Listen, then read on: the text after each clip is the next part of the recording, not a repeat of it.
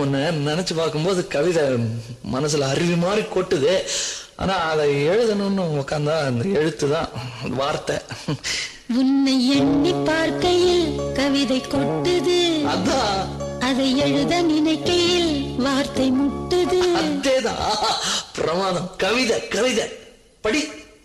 கண்மணி அன்போடு காதலன் நான் எழுதும் கடிதமே, பொன்மணி உன் வீட்டில் சௌக்கியமா நான் இங்கு சௌக்கியமே. உன்னை எண்ணி பார்க்கையில் கவிதை கொட்டுது, அதை எழுத நினைக்கையில் வார்த்தை முட்டுது.